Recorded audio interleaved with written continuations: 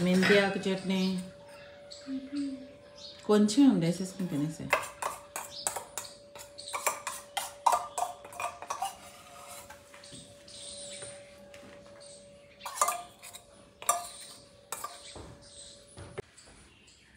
చక్క తింటున్నాయి వచ్చాయి అన్నీ. కివి గింజలు ఉన్నాయి కదా, గింజలు చక్కగా తింటున్నాయి.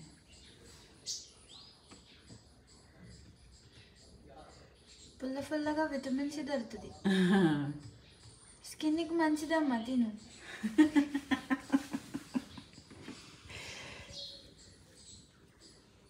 మీరు జ్యూస్ తాగండి, అవి గింజలు తింటాయి. చీర్స్ కొడదాం అనుకున్నాను. వెళ్ళిపోయింది అది. మా గార్డెన్ మీ అందరితో పాటు మా ఇంటి ఏరియాలో తిరిగే బర్డ్స్ అన్నిటికీ కూడా చాలా ఇష్టం. ఇక్కడిక్కడే తిరుగుతూ ఉంటాయి. చిన్న చిన్న బర్డ్స్ అన్నిటిని అలా తిరగటం, గూడు కట్టుకోవడం చూస్తూ ఉంటే చాలా హ్యాపీగా ఉంటుంది నాకు. సో నేను ఈ మధ్య ఫ్రూట్స్ అనగా లేకపోతే కొంచెం అవి తినే గింజలు లాంటివి అవి కూడా ఇస్తున్నాను. అవి తినడానికి వచ్చినప్పుడల్లా వాటిని చూస్తున్నప్పుడు చాలా హ్యాపీగా ఉంటుంది. సో అలాంటి మంచి క్వాలిటీ టైంని నేను వాటితో స్పెండ్ చేస్తున్నందుకు నాకు చాలా హ్యాపీగా ఉంది. హాయ్, హలో, నమస్తే. Welcome back to my channel Bhagyalakshmi నివాసం. సీజన్‌ని బట్టి అలవాట్లు, వాతావరణాన్ని బట్టి ఫుడ్ ఇక్కడ వాళ్ళు చేంజ్ చేసుకుంటూ ఉంటారు. ఇక్కడ వాళ్ళని చూసి నేను కూడా చాలా మట్టుకు అట్లా అలవాటు చేసుకున్నాను. సో సీజన్‌కి తగ్గట్టుగా వెజిటబుల్స్ అన్నీ కూడా నేను ప్లాంట్ చేసేసాను. విత్తనాలు పెట్టేసాననమాట. సో అవి అంటే నేను పెద్ద లార్జ్ స్కేల్‌లో చేయట్లేదు కాబట్టి అంత ఇంపార్టెంట్‌గా అనుకోలేదు. సో పెట్టాను. పెట్టిన తర్వాత అవి మొలకెత్తిన తర్వాత మీకు చూపిస్తాను. వంకాయలు తీసుకొచ్చాను, బెండకాయలు, ఇంకా ఆనపకాయ, సొరకాయ, పచ్చిమిరపకాయ ముక్కలు కూడా ముందు నుంచే ఉన్నాయి. సో లార్జ్ స్కేల్‌లో కాదు కాబట్టి నేను చూపించలేదు. అదే నా వెజిటబుల్ గార్డెన్ పైన టబ్‌లు ఉన్నాయి కదా, దాంట్లోనే పెట్టేశాననమాట. పెస్టిసైడ్ ఇంట్లోనే ఆర్గానిక్‌గా చేసుకొని నేను మొక్కలకి స్ప్రే చేస్తూ ఉంటాను.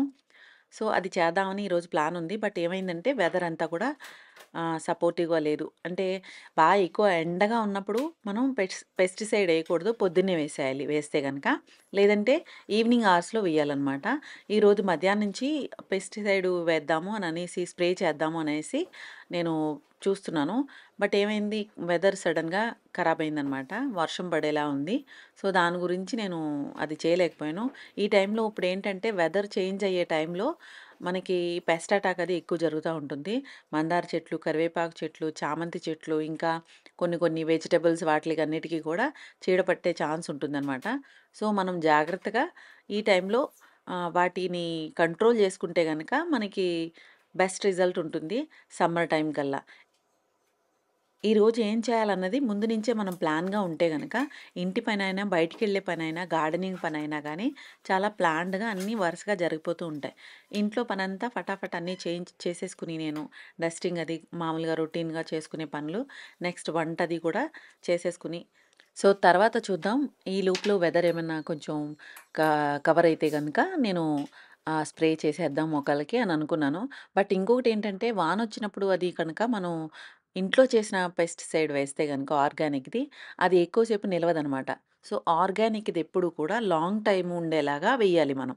లైక్ మార్నింగ్ అవర్స్‌లో వేస్తే గనక అది తర్వాత ఈవినింగ్ వరకు ఉన్న తర్వాత ఈవినింగ్ మనం మొక్కలకి నీళ్లు పోసుకుంటాం కదా!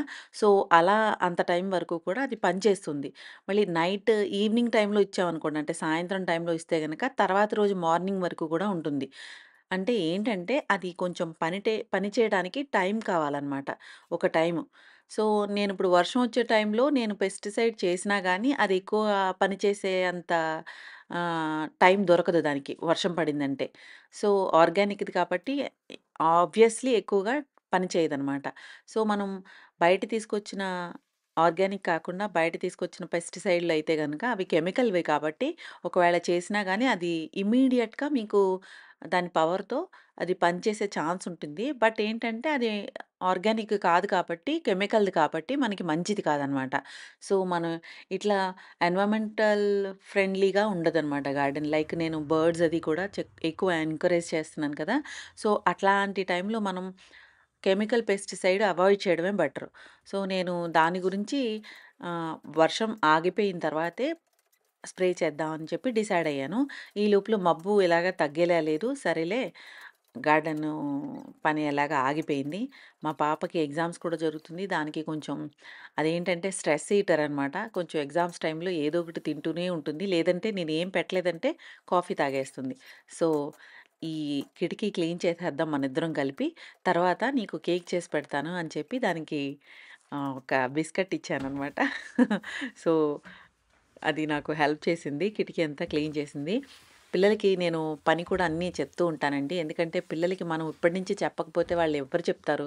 యాక్చువల్లీ ఏంటంటే మనమే అన్నిటిని వాళ్ళకి చిన్నప్పటి నుంచే అలవాటుగా చేయాలి. లేదంటే వాళ్ళు కూడా అంత అంటే అలవాటు చేయట్లేదు అని అనట్లేదు ఎవరిని నేను ఇంటెన్షనల్లీ. యాక్చువల్లీ మనం ఏంటంటే చిన్నప్పటి నుంచే మనం ఎలా ఉంటున్నామో వాళ్ళకి చూపించడం ఒకటే సరిపోదు. వాళ్ళని మన పనిలోకి ఇన్వాల్వ్ చేస్తే గనక వాళ్ళు అలవాటు పడతారు దానికి అంటున్నా. సో, ఇదండి ఈరోజు నా వీడియో. ఎక్కువ ఇంట్రెస్టింగ్‌గా అయితే ఎక్కువ గార్డెనింగ్ రిలేటెడ్ అయితే ఎక్కువ లేదు ఈరోజు కంటెంటు. సో, ఇంట్లో అలా అలా గడిచిపోయింది. తర్వాత నేను మా పాపకి చెప్పాను కదా! బిస్కెట్ ఇచ్చాను కదా! లైక్ కేక్ చేస్తానని చెప్పి మార్బుల్ కేక్ రెడీ చేశాను. మార్బుల్ కేక్ కూడా చాలా ఈజీగా అంటే మిక్సీలో తీసేసుకొని చేసేయొచ్చు. సో, మిక్సీలో చేసే కేక్‌ని ఈజీగా చేసుకునేదనమాట. సో, మీరు కుక్కర్‌లో కూడా పెట్టేసుకోవచ్చు అది. నేను ఓటీజీలో పెట్టాను.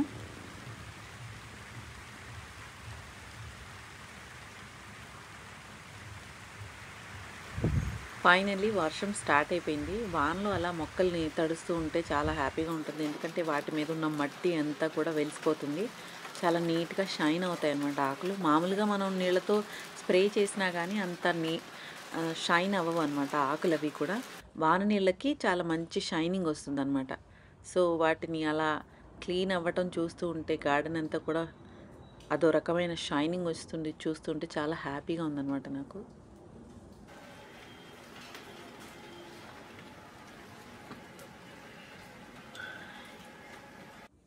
డైరెక్ట్‌గా మిక్సీ జార్‌లోనే చేసేస్తున్నాననమాట నేను కేకు. నేను మాక్సిమం తొందరగా అలా చేసేయాలి అనంటే గనక ఇలా మిక్సీ జార్‌లోనే చేసేస్తాను.